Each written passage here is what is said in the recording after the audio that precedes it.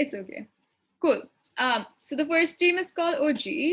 And the second team is called Opening Opposition, so usually known as OO. The third team is known as CG. And the fourth team is known as Closing Opposition, CO. Now, the way it works is that within each side, opening government and closing government are proposition teams. So both the teams on left are uh, prop, yes, and both the teams on opposition side, which is opening opposition and closing opposition, are on op. Now, I think the confusing thing, or the thing that most people don't understand here is, I think you probably are thinking about, is why are there two teams on the same side? And what does this mean? So the way BP works is that even if you're on the same side, you are also competing with the same, like the team on your same side, right? So if you're a part of opening government, you are also competing with closing government, even though you both are on prop. And the same thing applies for opening opposition and closing opposition, which means that you get 4 ranks. So unlike world schools where you have a winner or somebody who doesn't win, we have ranks in BP. So you can either get a first, which means you win, a second, which means you took second, a third, and a fourth. And so the way it works for the same side is as follows. In opening government, you're supposed to bring in ideas and stuff, which have to be followed by closing government. But you want to do it in a way that your ideas are either more important, or either the ideas that are standing that closing government cannot compete over, right? It is basically like if I am a person and I guess there's a clone that exists of me, and we both are giving speeches or we both are sharing certain ideas, we might both have brilliant ideas, but the person who wins on the bench or like on the same side on proposition and opposition both is the person who gives the ideas the best or argues it the best, right? And that is how it works. So within BP, all teams are competing with each other, but you cannot do things like respond to the team within your own side and be like, no, they were wrong. You have to follow what the team before you said, and then you have to follow that kind of format. It can sound a little confusing. So I'm going to take any questions if somebody didn't understand this, or if anybody wants to ask anything. Let me just see this. Do I see anyone's hand raised? No. That's cute. I took quite a bit to understand DP. Anyways, that's great then. So what we'll do is I'll give you a brief overview of what speakers do. It is again very similar to WSDC, as in you have 4 speeches both sides. Then I'm going to explain what each speaker does within each team, right? So from opening government, this is the team that goes first, and the person that goes first is like WSDC, known as the Prime Minister. And from opposition, you have leader of op. So the way it goes is PM speaks, and then leader of op speaks, and then you have DPM like world schools, and then you have DLO. It is a back and forth the same way it is in world schools. So the way it's done is the Prime Minister sets the debate like it's done in world schools. The LO again responds, and then maybe sets the debate in their own way like world schools. So top half is exactly like the first 2 speakers of world schools. At back half, what these teams need to do is, if I'm a closing government team or a team on proposition, I am supposed to bring in new ideas, but these ideas don't necessarily have to be just new, but they have to be more important than what my opening government bought, right? Or what my opening opposition bought, which means that, for example, let me think of a fun topic, I guess. Oh, let's just do this house would ban zoos ones, because we had a lot of examples with that. So yesterday we were discussing this house would ban zoos, and I think opposition, Lena gave an example where the example was that it benefits the economy and tourism. So for example, if these 4 teams are debating this house would ban zoos, if this policy should be passed, and opening opposition, say Lena is in the team and goes like, it affects the economy and tourism, and that is what that team runs. On closing opposition, I want to run a topic, or I want to run arguments that are important, but more important than tourism and more important than economy, right? Because I'm also competing with the same team on the same bench. So, like Lena gave an example yesterday, on top of that, is that CEO can come up and say, we think we are the most important team, or we think we take it over our opening because we provide you with an alternative, and the alternative is that you don't need to ban zoos, you can just raise the standards for how zoos treat animals, right? And then their contribution then becomes more important than what their opening team does, without actually contradicting anything what their opening says. So that is basically what extension teams do. So the teams that are in the bottom half, closing government and closing opposition, these are usually called extension teams. And these are the teams that are supposed to extend, literally the word says extend off of their opening teams. Now, the speaker roles on bottom half are a little different from world schools, right? So your third speaker in world schools usually does reply speeches. That is what the fourth speaker in BP does, right? Which is called the whip. You guys also have a whip in world schools, and they're the last speakers. It is the same in BP, where you have whip speeches. Now, whip speeches are generally what whip speeches are in world schools, but they reply and whip speeches both. So the person who is doing whip speeches on either side does the work of a whip in world schools, but also does the work of a reply speaker in world schools, right? It's both of those jobs combined. So the whip is usually the person that responds the most and also whips and summarizes the entire debate on both sides of the house. And the person that speaks before them are known as member speakers. And member speakers basically just bring in new ideas and bring in new content that they think will help them win over other teams in this debate.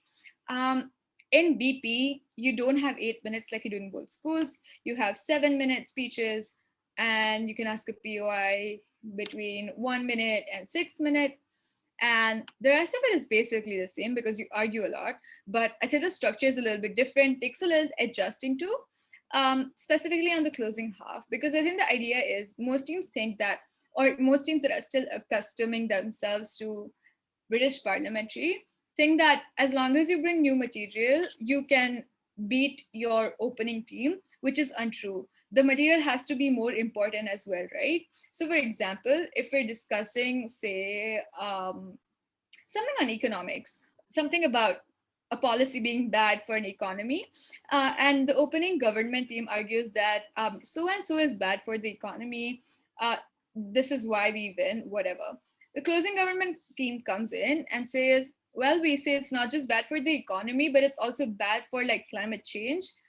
And then they think that just because they bought new material, they win it over, or they take it over their opening team, which is untrue. You have to do the work of proving why you take it above your team. Okay, this was a lot, I guess, because I wouldn't be able to take it in. Are there any questions before I move ahead and explain how teams usually end up trying to win against other teams? Yeah, I see questions. Good. Let's go. Lena, Hajar, and then Adam. I'm just going according to what's on my screen. How many speakers are like in the opposition, open opposition and open government? Like how many speakers are in each group? Each team has 2 speakers. So overall, there are 4 speakers and 4 speeches on each side. And like how, like the prime minister is going to talk, then the ELO is going to talk, and who's next? Yeah, prime minister talks, and then the leader of opposition talks, and then the deputy prime minister talks, deputy leader of op talks. It's exactly like world schools, like it is one after the other, except you have your reply speeches are combined with the whip towards the end, and then you have an extra member speech where this person adds more content. Okay, yeah. Hajar. Are you gonna give us like a bullet pointed note thing like yesterday, or? Yep, I will, because GP can be a little something. I am very happy to get guys resources and stuff on how BP works. Adam.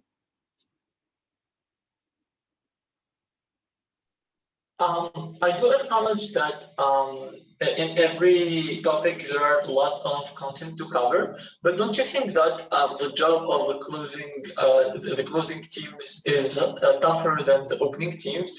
Because in many topics there are stronger arguments that can be laid out rather than other arguments. Yeah. So I do think each team has an equal burden and capacity to win. It can look like closing teams find it harder to win. I'm just going to explain how weighing and impacting usually helps closing teams win. This is a couple of things we went through over yesterday. But yeah, I think this is why closing teams don't have to produce content over two speakers, right? They have only a member speaker producing the main content, and the whip speaker can usually not add more content, but can only do reply speeches or like respond and like summarize the debate. The reason why I think so is usually when your core adjudicators that make up motions or make up topics for you to discuss within these debates, they will make sure that there is enough that each team can cover from all positions, right? So they will make sure that there is enough depth in the topic that at least a closing team can have more material to win over the opening material. So generally, good core adjudicators will keep that in mind and make sure the topic isn't like very simple that can just be won by top half and then like closing teams don't have anything to do. And so the burden is equal on each team in terms of how they want to win this debate. I had Shams next, and then Hajar can go. And Lena, your hand is still up. Do you want to ask something else as well? No, I just forgot it. I'm gonna like, let it go. Okay, good. So Shams and then Hajar. Yes. In the world school type of debate, there is the fact that proposition starts and proposition finishes. Is it the same thing in here? No, it is. It is. Hang on. Let me just show my screen again. Okay, so let's see. Oh wait.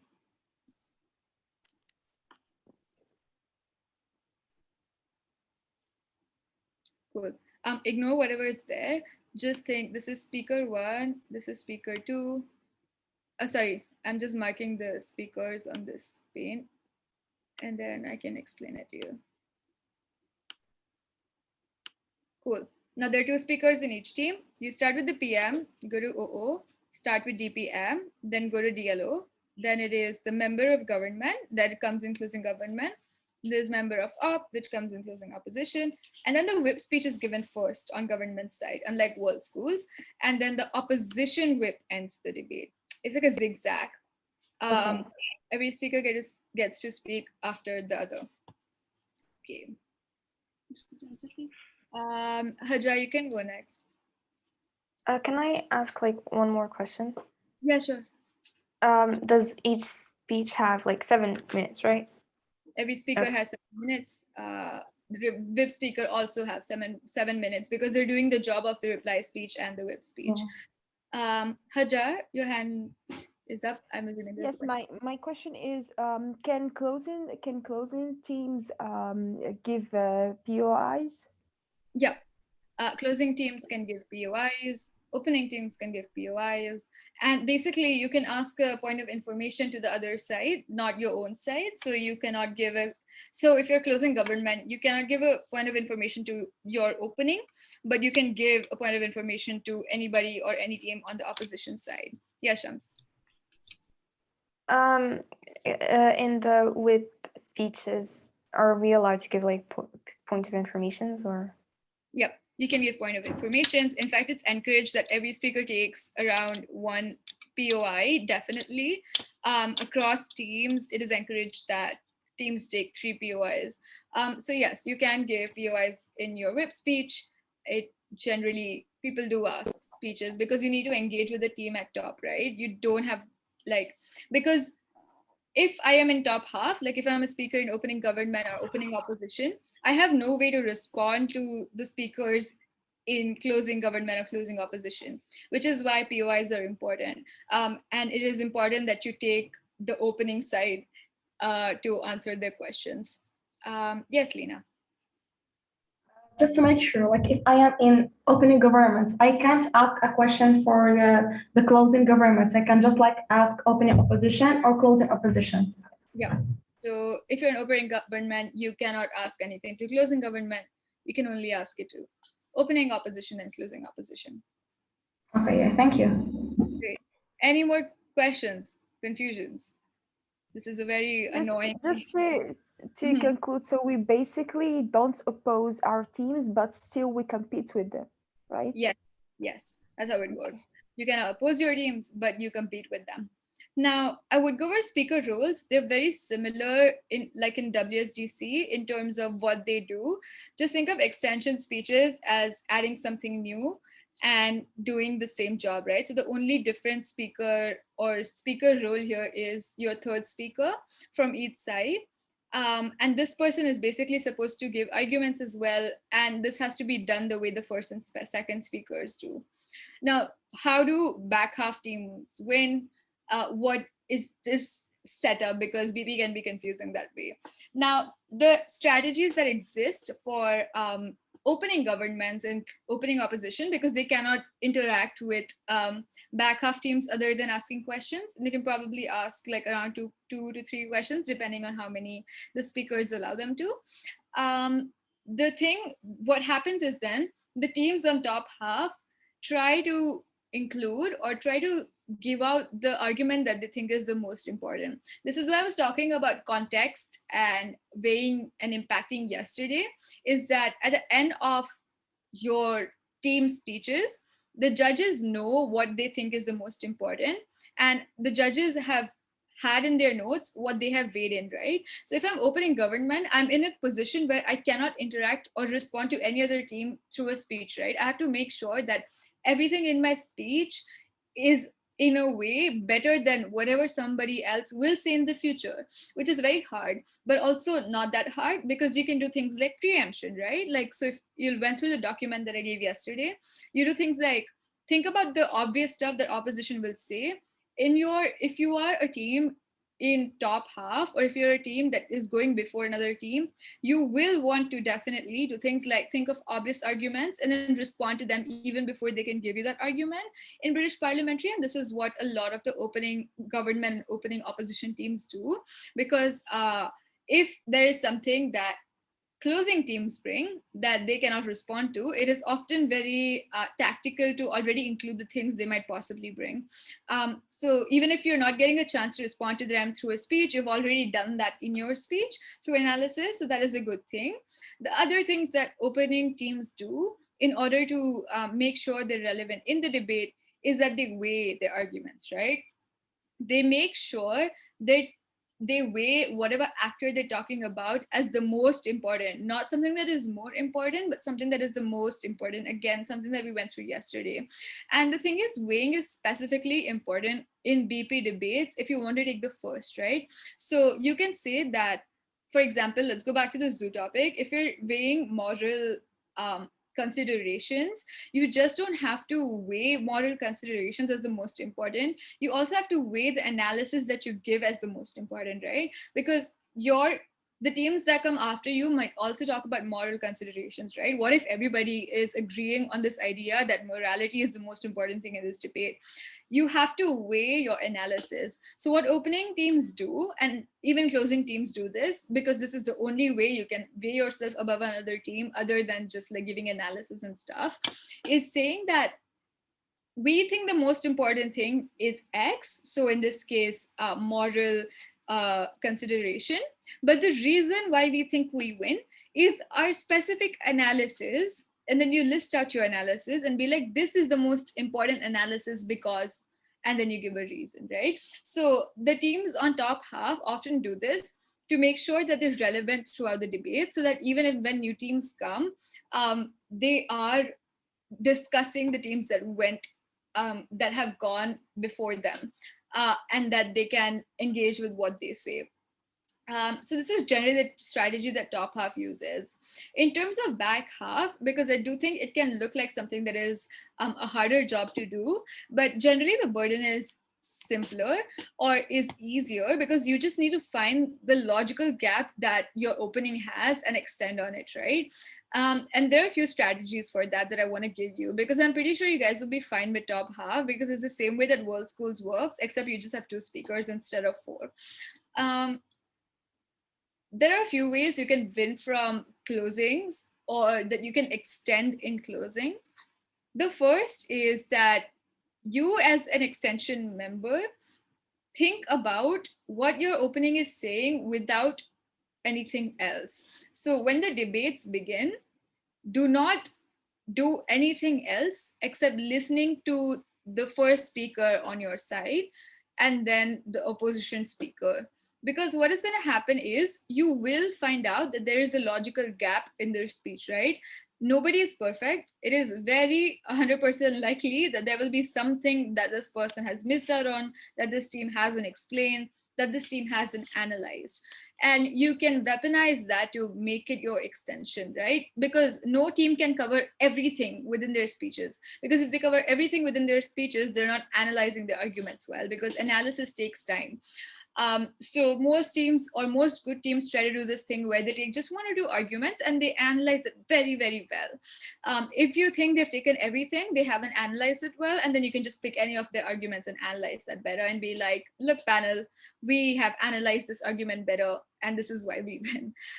But basically, no matter how good your opening half team is, closing half team strategies usually look like just watching the top half debate in a vacuum, or as thinking yourself as the judge. So if you were the judge and taking down notes of what is happening in top half, what do you think was missing in your opening government or in your opening opposition that helps you prove their argument better, right? So for example, they might have not proven the link between why we care about animals. Like if you're giving a moral consideration for saving animals from zoos or putting them behind cages, you need to also prove that there is a reason to care for animals, right? Opposition can be like, we don't care about animals. Why do we care about animals? There's no reason to care about animals.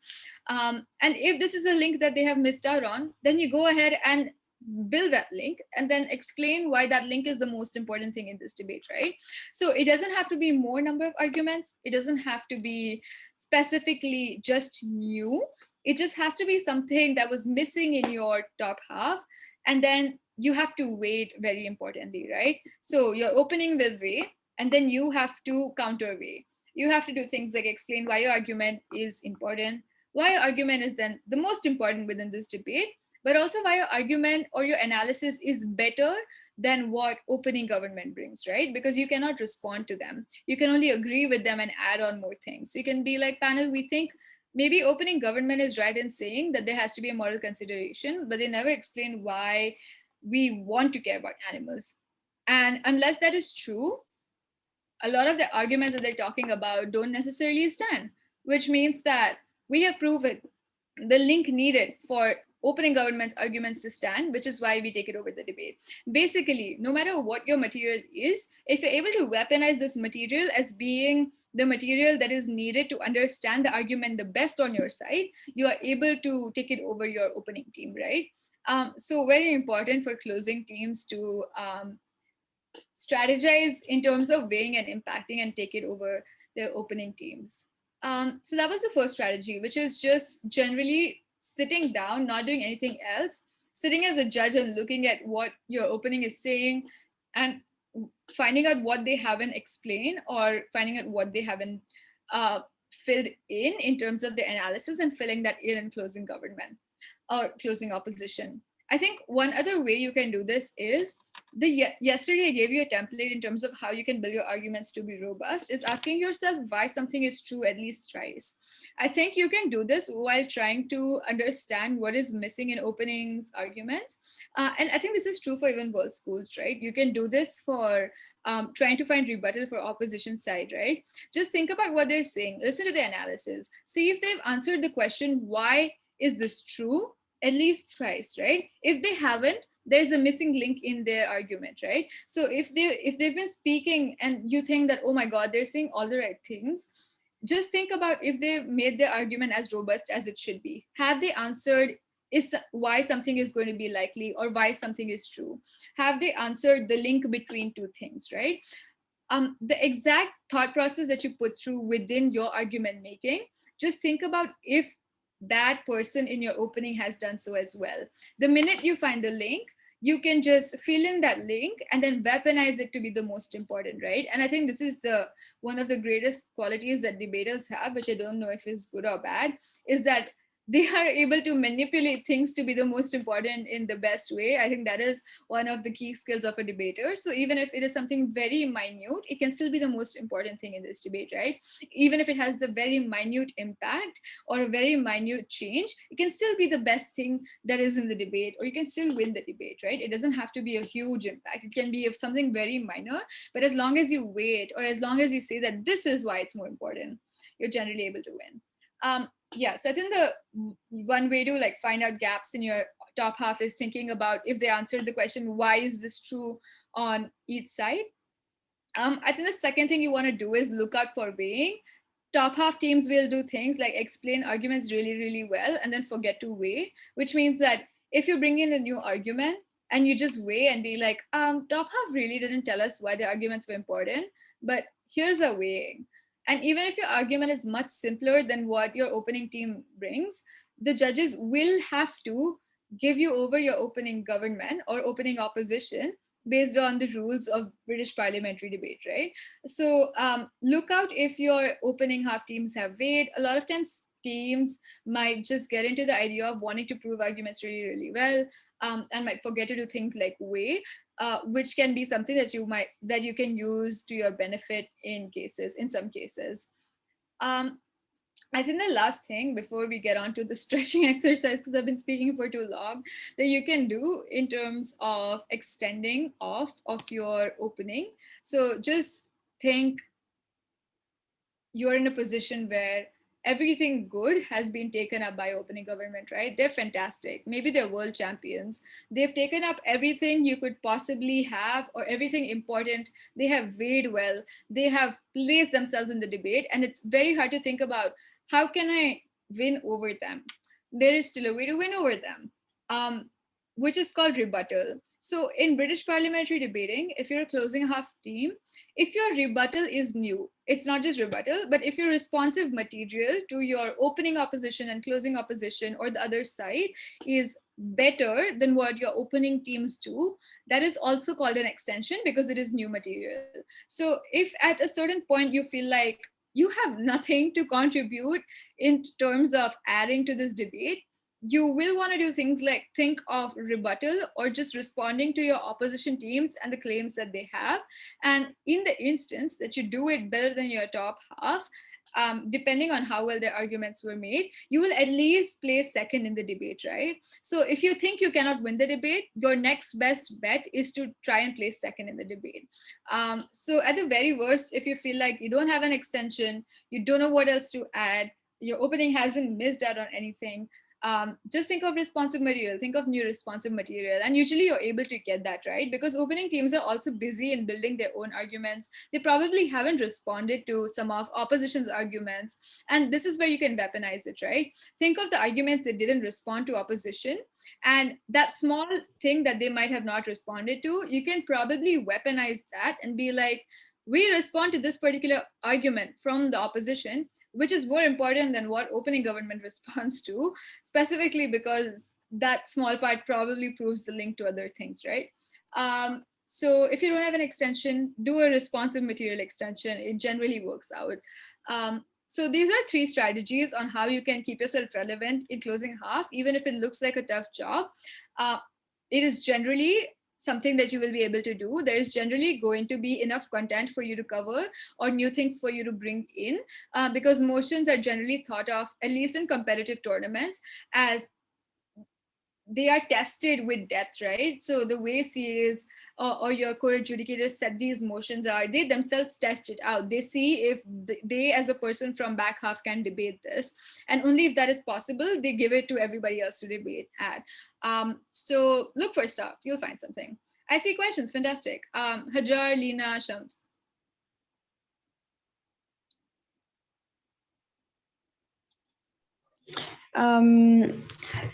So for rebuttal, you're not going to be rebutting the team before you that's on your side. You're going to be rebutting the opposition, right? Or Yeah. are you, okay. You cannot Right. respond to the team on your side, you can Yeah. only say things like, we do better than them, or we explain things better than them, etc., etc.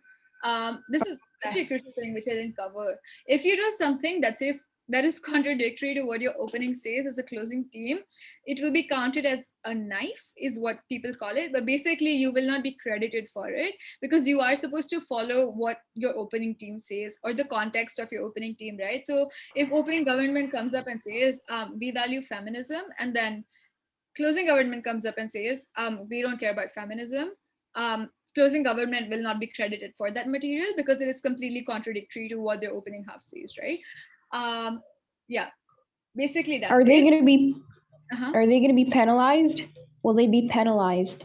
Yeah, so they will be penalized, as in they will not, all their arguments will not be considered important in terms of them taking it over opening the opening team. Oh, okay. Lena, you're next. Yeah, so for like when I go given a motion, like everyone is going to prepare and have like some arguments. But for the closing, like for the closing team, they are going to have arguments, but opening team is going to list all the arguments they have. So is there going to be a break between like the opening team when they are going to debate and the closing team so that they can prepare what to respond, or is it just like going to be like it's going to be like an impromptu speaking, like all the arguments are being said and they just like need to extend some new arguments without even preparing them?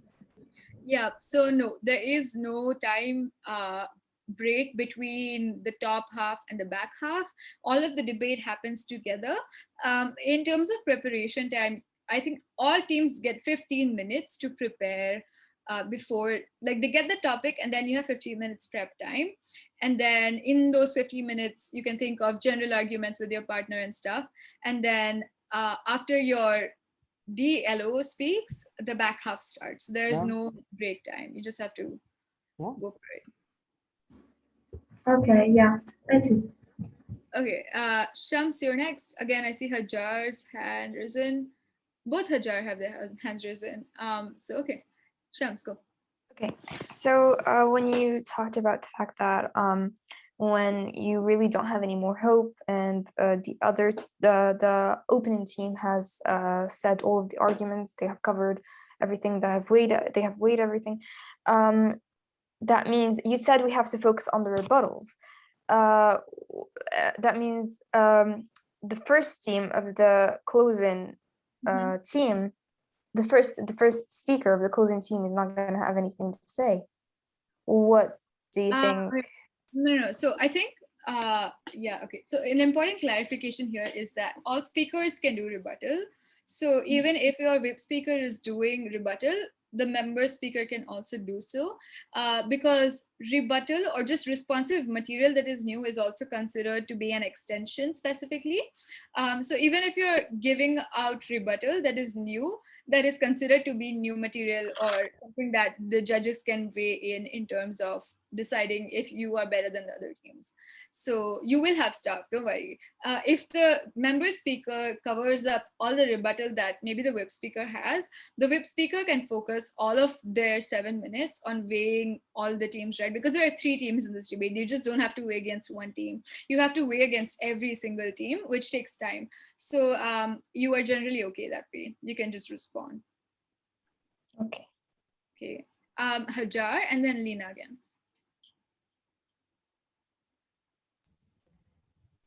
Yes. My question is, you said that each team will have 15 minutes preparation, but then the closing teams will have to find the gap in the opening team's speeches, which means it will be kind of impromptu, right? They won't have the time to um, to prepare their arguments unless there will be a break between speeches. Is Yeah. there So going to be a break?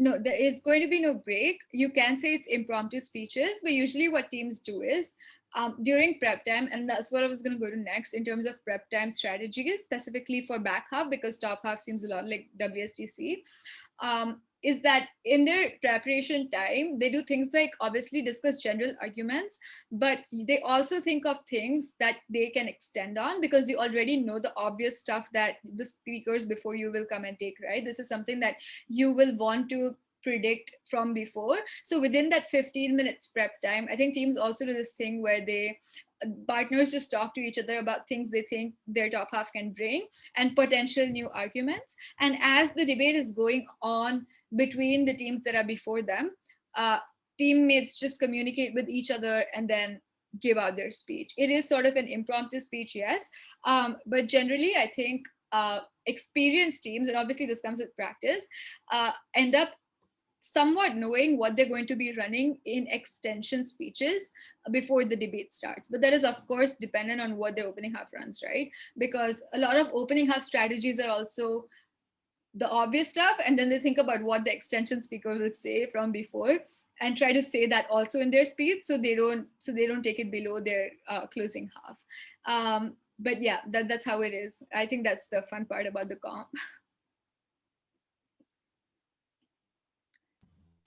So the opening teams and closing teams will do the preparation together, right? No, they don't. Oh, right. I should have clarified this. I don't know why I thought it was very intuitive. I'm sorry. All these teams prep separately. So each team has 2 members and all of them prepare separately. You can only talk to your teammate. You do not know what your opening team is running. You do not know what your closing team is running, because you are competing against your opening as well, right? So no, they do not prepare together. Okay, thank you. Okay. And we have Lena. Can you give like a brief explanation or definition of a rebuttal? Of a rebuttal? Yeah, sure. So what rebuttals are? Do you just want me to explain what rebuttals are? Yeah. So what rebuttals are generally are, these are responsive materials that you use to take down or to respond to anything that a person or a team on the other side says, right? So for example, if opposition, or like if a person on your opposite team is saying something in the lines of, we think, wait, why can't I think of a simple example? Okay, they say, we think fruits are bad. This is a very bad example to give to high school kids, but I think it's easy to explain to you guys. So if a team from a member from your opposition side says, we think fruits are bad, your rebuttal, because you are on the opposing view, will probably be something like, I don't think that is true. And the reason why fruits aren't bad are so and so, right? So rebuttal is basically just responsive material you say to the things that your opposition says in order to disprove anything that they're claiming, right? So if opposition, for example, let's take the zoo example back because everybody knows it, everybody was there. So in opposition, if Lena says that it harms the economy and it harms tourism, you on proposition can respond to it or rebut it by saying things like, no, we don't think that is the case, because A, probably zoos do not give to the economy as much as other things do, so it will not ruin the economy. And B, there are other things that tourists are very attracted to other than zoos, which means that tourism also will not be effective if just zoos close down, right? So that is your responsive material. Basically, rebuttals are anything that disprove the arguments that opposition is giving. Does that make some sense? Yeah, it makes sense. Thank you. Okay, great. Hajar, your hand is still raised. Do you want to ask something? Is that just by mistake? Oh, no, sorry. I'll lower it. Cool. In general terms, though, is everybody clear in terms of how BP works? It's a little complicated, but it is it is a little addicting because everybody gets into the competitive sense in terms of wanting to win. It's very fun to interact and think quickly, think on your feet. It's a fun activity, in my opinion. But I need the structure to be clear to you guys, or else this session would be a waste. Adam, yes. I want to ask, what are the criteria when making a comparative to prove that your side is better than the other side? Criteria as in what is needed, or what is the meaning of criteria? No, how can I prove that my side is making more sense than the other side Okay, there are in a few. rebuttals? Yeah, sure. I think there are a few ways to do this, because I think both teams are going to come up with enough analysis, right? Like if I'm giving you a strategy in terms of saying, think of an argument and think why this is true thrice, there are other coaches who are saying the same thing to their kids, right? So when you meet other teams, they're also probably as prepared as you are, more prepared than you are. I think the way you do that is that the first way is listen to their analysis, and then, of course, other than rebuttal, you need to prove why their analysis, even if it is true, this is a good strategy. Think of why, even if arguments on opposition are true, are not important or as important as your argument, and think of reasons why that is true, right? That makes the comparative better on your side. So think of even if reasons. Take opposition at their best always. Key thumb of rule, right? Another key thumb of rule is whatever opposition is saying, you have to take them at their best, because that improves the chances of you winning, right? So even if everything the opposition is saying is true, this is why your analysis is better. This is how you establish your comparative to be better. I think the other ways to do that is explain why analysis on the opposition side is faulty or unclear, because it is often that opposition will give analysis that might have some sort of faults or some other possibilities, right? Like for example, if I say that if a kid gets money from his mother to spend for anything, this kid can do anything with the money, right? This kid can go and buy chocolates. This kid can go, I don't know, take a train to another city. There are so many different possibilities, right? Op will try to take the possibility that is the best for them.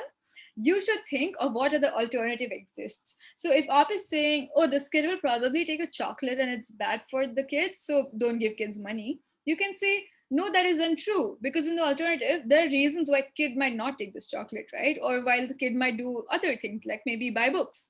Maybe the kid likes books. That the idea is that basically your opposition team is likely to select something that will benefit them exclusively. The way you can establish your comparative or respond to why the material doesn't work is say, look, even if that is true, there are other things that this kid can do, right? It is not necessary that this kid does this one particular thing the opposition is saying. And that way you're able to set the comparative at your side being like, but we give like exclusive examples, that kind of thing. So I think those are two effective ways of establishing comparatives, by saying that even if whatever opposition is saying is true, we still have reasons to win, and then I give the reasons, obviously. And then the second is to make sure that you try and look for loopholes in the argument. So if you find that there is an alternative to what they're saying, like if they're saying something will happen and you think that there's another thing that can happen, point it out. Be like, their case is not exclusive, right? There are other things that can happen, which means that the analysis is faulty and our analysis is not. So we win. Very simple. It's like that. Does that make some sense? Yes, thank you. Okay, great. Any more questions?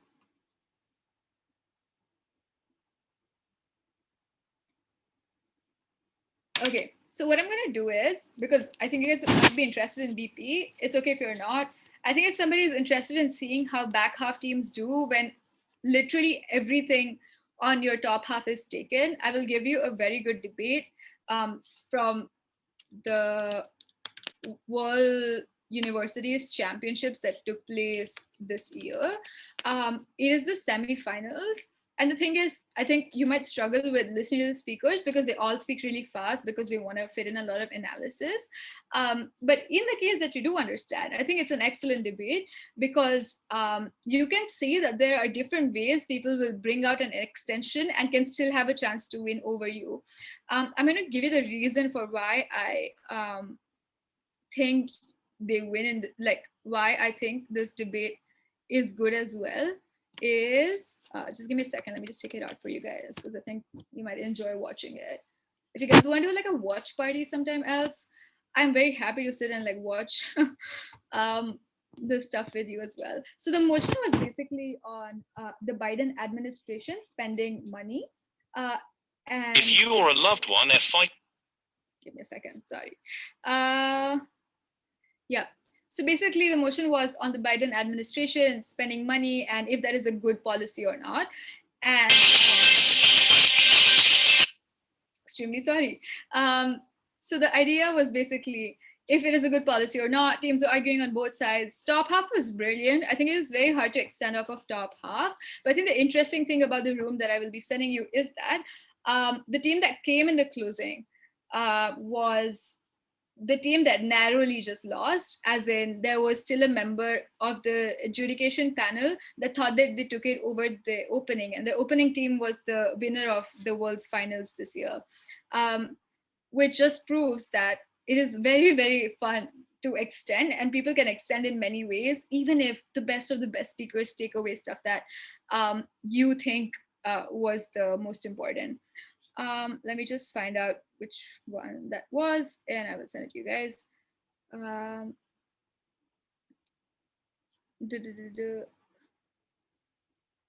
I think it's this. Oh no, it's not this one. I will find it and I will send it on the chat. That's okay.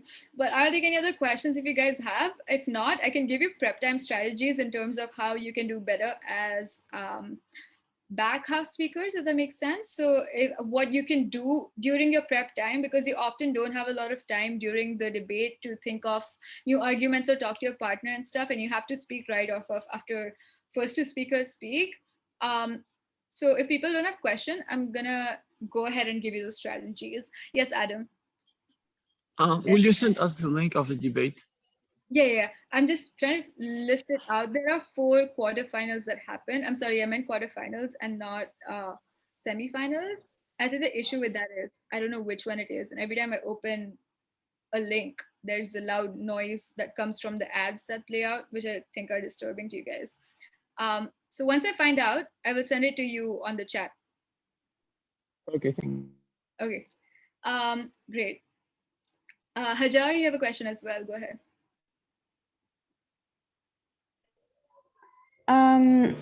So can you like give us a brief